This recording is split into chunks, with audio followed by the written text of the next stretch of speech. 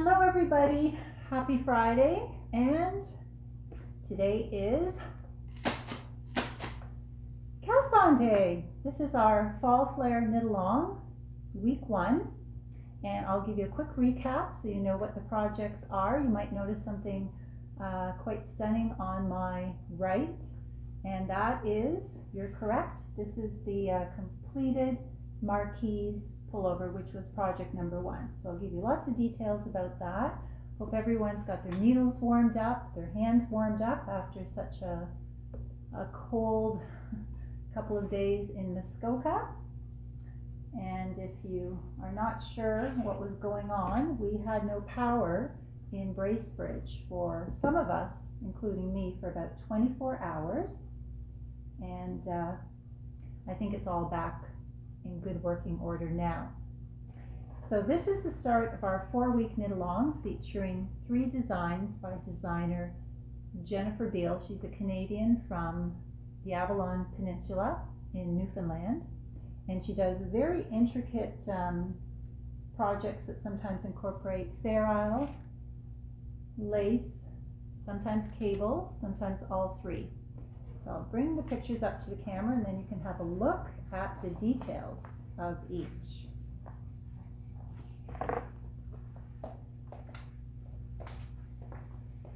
So project number 1,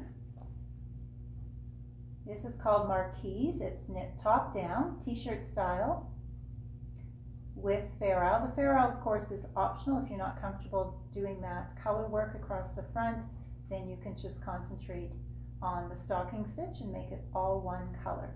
So it takes about 3 to 4 skeins of the main color, 1 of the contrast. There's some nice lace detail across the shoulder, the neck, and down the sides. And Marquise is using 3.5 and 4 millimeter needles, sport to DK weight yarn. It includes 9 sizes to fit bust size 34 up to 65.5. It does incorporate A-line shaping, I-cord, lace, stranded color work. And project number 2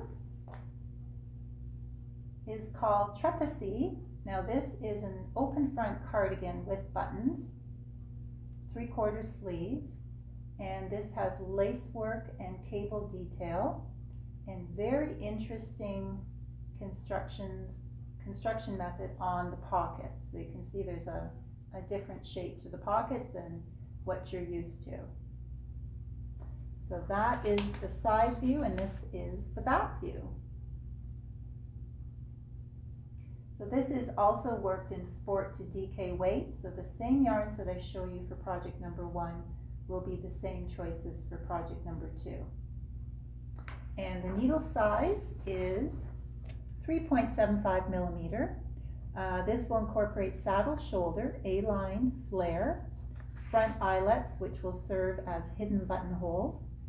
And it also has 9 sizes available from bust size finish 29 inches up to 59 inches. And then the third project, very, very popular choice by most of you, is Lameline. And this is an open front V-neck cardigan, classic Chanel styling, boxy, drop shoulder. It's knit all in one piece and it's worked from the bottom up with stranded color work.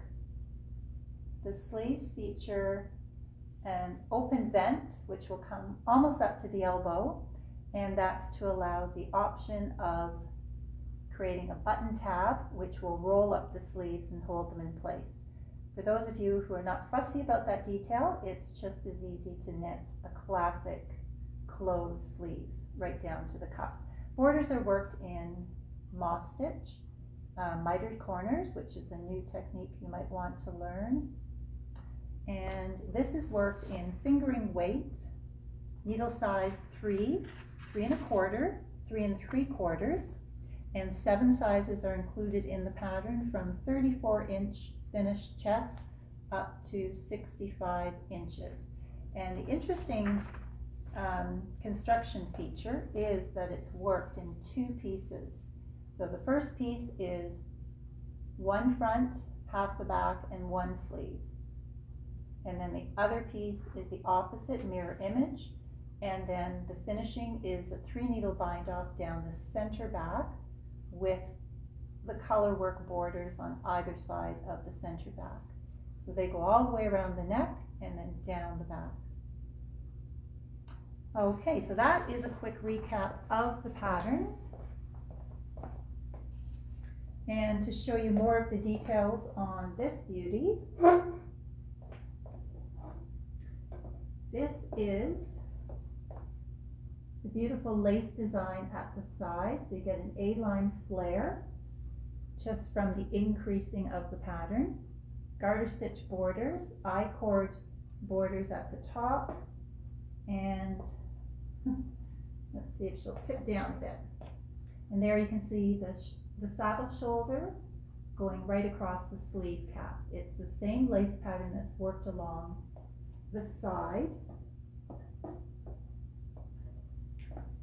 And other than grafting a little bit of the I-cord in 1, 2, 3, 4 spots, there's absolutely no sewing.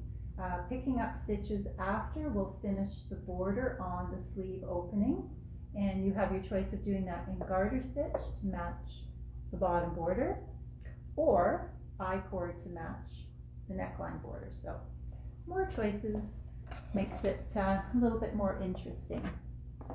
So the yarn choices that you've been choosing for the last week or two, for project number 1 and project number 2, this actually is the one that Marquise is knit in. So Muskoka Yarn Goddess, Lusso, which is a combination, 50 merino, 50 bamboo fiber. And then for the contrast, Aspen Glow in the same Lusso base. So it was 3 skeins for the second size and 1 of the contrast.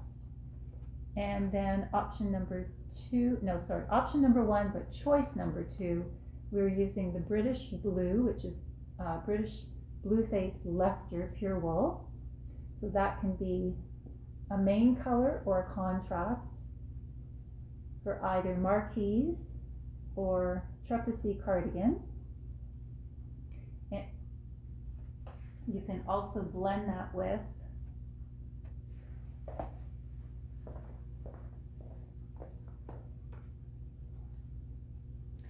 these gorgeous options here, which also give it lovely drape. So these are a combination of merino and alpaca. So again, you need 2 colors if you're doing Marquise and only 1 color if you're doing Trapeze. And then for option number 3, we have fingering weight on this side of the table. So option number 3, cardigan, does require 2 colors, main and contrast. So these are the ones that have been chosen in no particular order. So we have the Tradition, which is a nice sturdy wool and acrylic with a bit of nylon in the heather tones, blue heather, medium gray, charcoal, and parchment. Now they can also be combined with these 4 lovely ones, which are merino, superwash, same weight. So here we have a deep cranberry at the bottom and an autumn toned for the contrast. So this could be the color stranding, the top choice, and the bottom choice could be your main.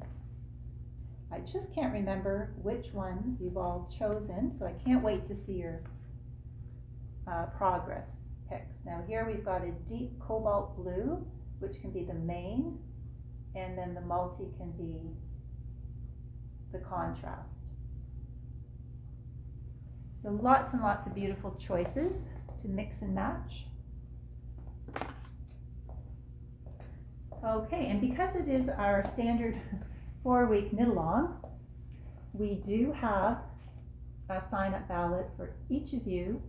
And for those who've chosen 2 of the projects or 3, that means you get 2 or 3 ballots. In our ballot box, And then we will be doing incentive trivia questions, 1 per week for the 4 weeks. And whoever wins the incentive question will get another ballot added to the ballot bin. I'll be showing you the prize that you're all vying for in the next week or so. And it will be certainly something worth winning. So if you stay tuned till the end, you'll get you'll get the trivia question. I just have a gentleman at the door. I'll be right back.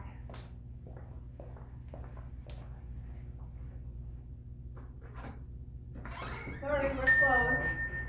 We're closed. Yeah. No. 50. Drive around the building and look for number 50. See, we're number 46. 50? You want to look for 50. Yes. 50, this number. Oh. Look for a number just like this. It's right here, the building? Somewhere, yes. Okay. Drive around. Thank you. Okay, we got that settled. So, starting with marquee, of course. How many of you have already cast on? I bet there are some early birds who have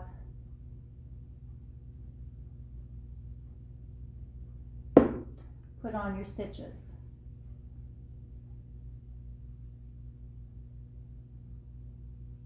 Hi, Catherine. Happy cast on day to you.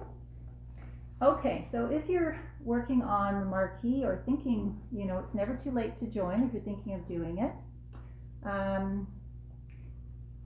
you will be guided through neck edge 1 and neck edge 2. So there are 2 sections of the saddle shoulder.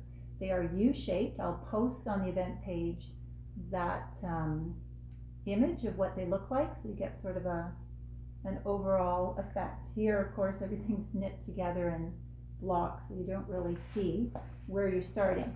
But if you can imagine, you're starting here. This is neck edge 1, this is neck edge 2. And you're creating sort of like a little U-shaped rectangle. And then that's going to stay on stitch holder here. And then you're going to create the exact same piece for the second shoulder. And then those 2 pieces are connected to create the round neck. This is a reversible top, by the way. There's no back or front. You can wear it either way because of that interesting construction. And the reason you're leaving stitches on the stitch holder here and here is to complete the armhole bands at the very end. So they'll be on a stitch holder for a while. So that would be a good place to start, just getting familiar with working the I-cord. It's instructed very well in these patterns, so it's not something that you have to look up. If there's anything that you have any questions about or you feel is not properly described in the patterns, then just send a comment or an email or a message, and I'll be sure to provide you with the necessary link. I will put the link in the event page for any of the week 1 instructions that you might need clarity and visuals for. So that is really where you'll be with marquees, project number 1. Jennifer Beale has a very good abbreviation page for each of the projects. Some of them you may never have seen before, but it's good to learn, you know, with every project, it's good to learn something new and progress our skills. So don't be fearful of anything that you haven't tried. Ask questions, practice, and be patient. That's about all you can do. And probably it won't be until week 2 that you get down to the charts. I'll leave that for next week. I never like to give too much information up front because it gets people very excited, and then mistakes can happen if you're rushing to get to the next part. So now we'll move on to project number 2, Trepacy. That's actually a front picture, which I haven't shown yet. although it's black and white, it does show you very nicely how you can build in your buttonholes into the eyelet border. And you can put as many buttons as you like.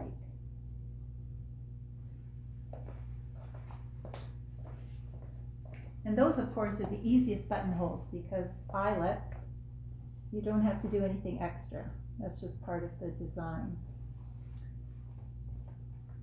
So this one, you'll be starting with your 3.75 millimeter. She also gives you a good abbreviations glossary. It's a full page. So that means everything that she has put in the pattern in abbreviation form will be explained here. You don't have to go searching on the internet. You don't have to ask your knitting friends. It's all right here. She has two special techniques that she's incorporating. One is the attached I-cord edging. That will be worked around the neckline. And then she's also doing the German short row method. So I'll put the links below in the event page so you can see, if you haven't done German short row before, you can see how that will happen. Then she gives a nice construction overview. So this will be helpful. It's like a jigsaw puzzle. You never know when you're casting on where you are and where you're going. And as a knitter, and also somebody who, you know, is going on a trip, I always like to know where I'm going, when I'm going to get there, and what I'm going to see along the way. So knitting is very similar. So the saddle shoulder cardigan is worked top down. Each saddle shoulder section is worked from neck to shoulder, and she does have a nice diagram which will show you exactly what that will look like. So let me bring both items up.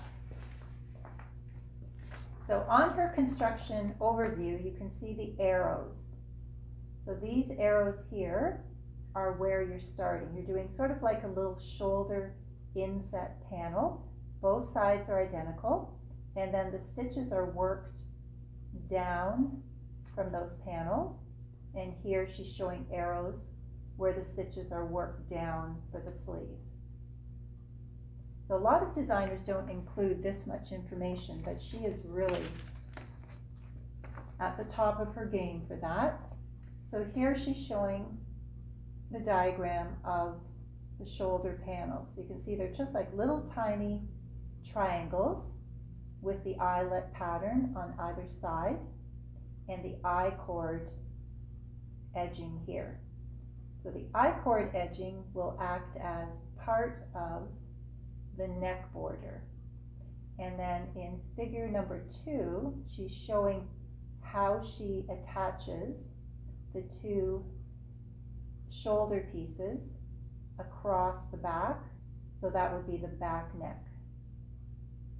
So there you've got part of the construction already. So that will keep you going for the first week, just getting your little shoulder construction figured out. And then next week, I think you'll be ready to work down in all directions. And then we have lameline. Now, for those of you who've printed off the patterns on your own, I can't remember if it was project number 2 or project number 3. You might be able to correct me. But I think one of them was 76 pages. And you would just be almost in shock thinking, how can a knitting pattern have 76 pages? And also the cost of printing off 76 pages, whether it's color or black and white, it almost creates a book. But you don't have to print all 76 pages. She's included the charts specifically for each of the different sizes. So what you have to do is look at the pattern pages on your screen before you hit print, and then just choose the number. So I think Trepacy, I chose page 1 to 18. That's the main pattern information.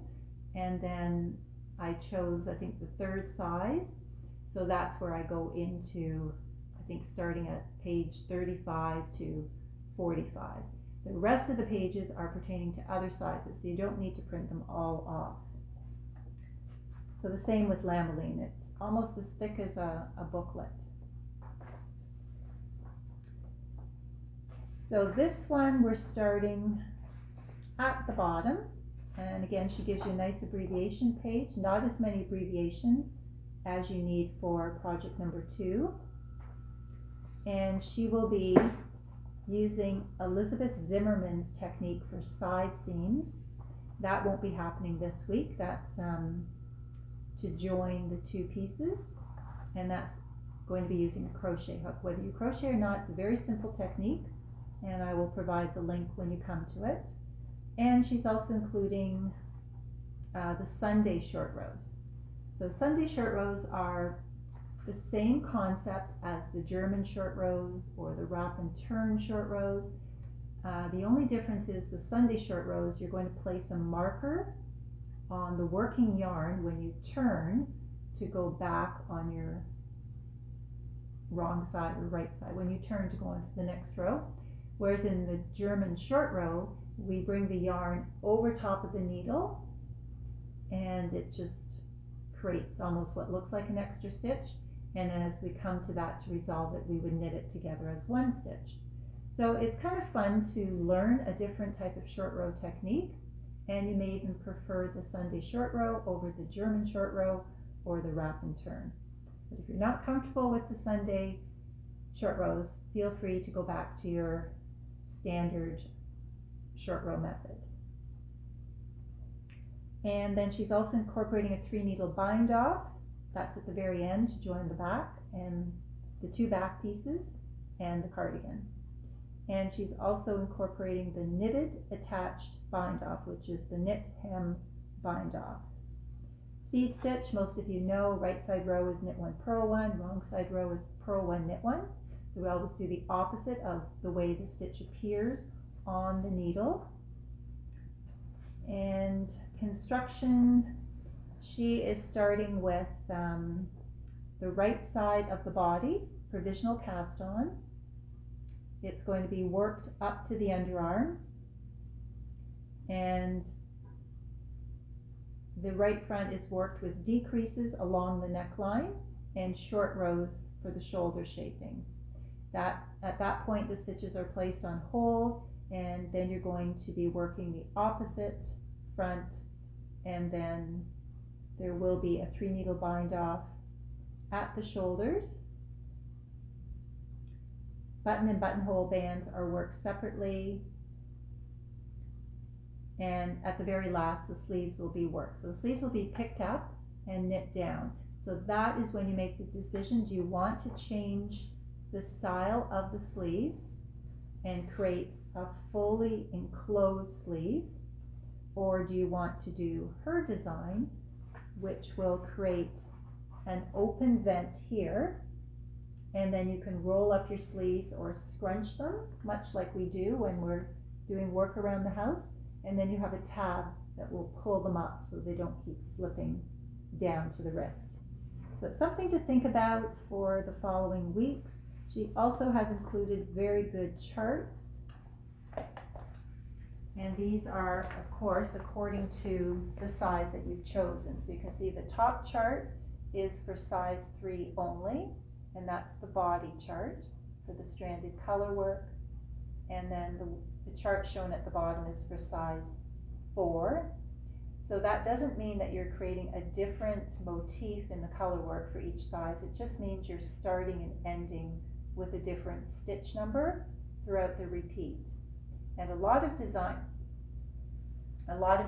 that we know of, when they're doing stranded color work on charts, they put all the sizes on one chart, and then they just have a little indentation with a solid line saying start here and end here for various sizes. She's gone the extra step, which I really appreciate, and she's done a separate chart for each size. It is a lot of extra work for her, and of course more work if we're printing it out. And there you can see she's done the right body chart for size 5 and size 6. And size 7. And then the left body chart starting with size 1 again. So there are pages and pages of charts, but you can ignore everything except the size that you're working on. So that should get you started. I can't really demonstrate any of the techniques today. I think it'll be better and less blurry if I just put the links in the event page. And okay, incentive trivia question. So we have a abbreviation known in the knitting world, and it is a 3-letter abbreviation. So I'll hold it up, and if you think you know the answer, you want to guess, you might find it in your chosen pattern. I'm pretty sure you'll find it in at least 1 or 2 of the projects, the pattern abbreviation page. And if you want to post in the comments what you think the answer is, and then we'll just pick a winner at random. So there are 3 letters, R, M, K. So that is an abbreviation for a knitting technique, a knitting term, RMK. And as I mentioned last week, Jennifer, the designer, is following along as we post our project pics. So even if you've just got your stitches on or your yarn wound, I'm sure she would love to see what you have chosen and which pattern you've picked. And she will be answering some of the questions that we pose to her. So if you have any questions for the designer, then maybe post them in the comments and I'll relay them to her and she will give us an answer. She is on a different time schedule than we are, so she can't join in live at 5 p.m. on Fridays, which I completely understand. I did give her the first question, which was, I asked her what prompted her to go into knitwear design as her chosen career, because she does have a degree. She has 3 different degrees and they're all very interesting, so I was quite amazed at her answer. So I will I'll post the question and the answer as well, so you can see what she has replied. So thanks everybody. I hope you're having a great start to your weekend. It's going to be a nice warm weekend in Ontario. Some of us might actually get to knit outside on Sunday if the temperature gets as high as they promised. I will be back next Friday at the same time, and then I'll try to answer some of your questions and get you through the next step of your projects. Hope you're enjoying your yarn choices and your project choices. Thanks for watching.